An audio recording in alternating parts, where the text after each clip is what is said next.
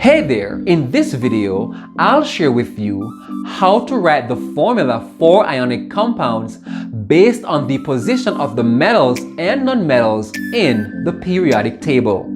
I'm Orlando Broomfield from Chemistry Core. Let's practice writing formula in chemistry together.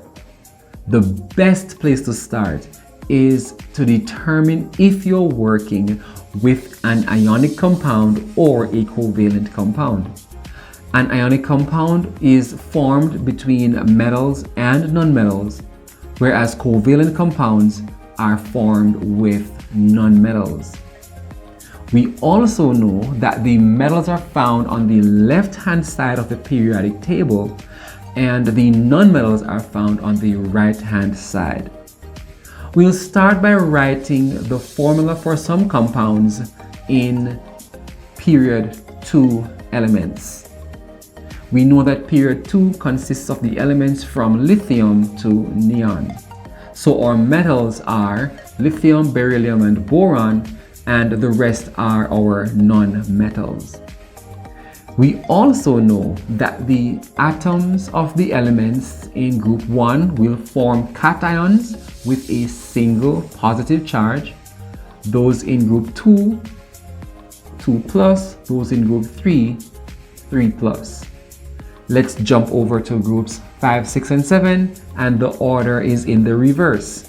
So in group 5, the elements will form anions with a charge of 3 negative, group 6 2 negative, and a single negative charge for group 7. Let's write the formula for the compound formed between a group 1 element and a group 7 element. In our case, lithium, Li+, and the fluoride ion, F-. The method we will use is to exchange the number that comes in front of the charge. In this case, nothing is there, and so we know that a 1 is there. So we interpret the plus sign and the negative sign as +1 and -1. So we exchange those charges. Those will become subscripts.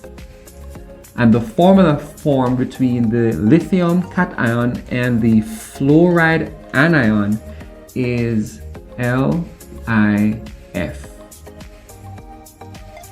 Let's do group 1 with a group 6 element, and we will get Li plus with oxygen in our case, O2-, and the formula will be Li2O.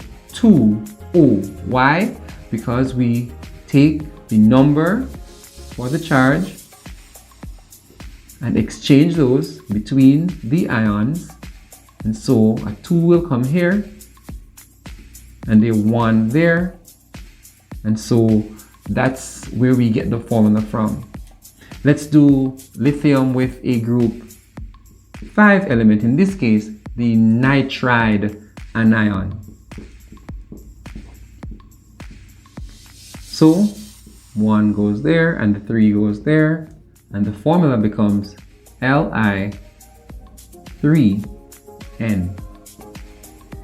No matter which group 1 element you have, the formula will look the same if you're combining that group 1 element with a group 7, a group 6, and a group 5 element respectively.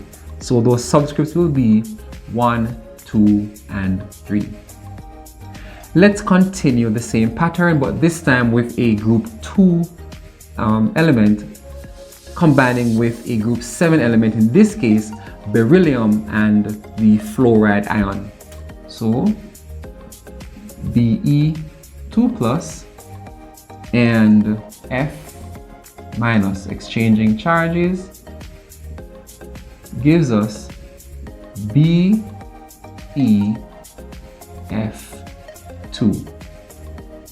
Let's continue Be2+, and this time with a group 6 element, in our case is oxygen, the oxide ion, exchanging, and we see something very unique here. that when we exchange the number of the charges for each ion, we have the same number. So there's a 2 here and a 2 here, which means these two cancel each other out because we want the lowest number. So the formula becomes BeO. And then beryllium 2+, reacting with the nitride ion from group 5, exchanging the charges without, of course, carrying the signs. The formula becomes Be3N2.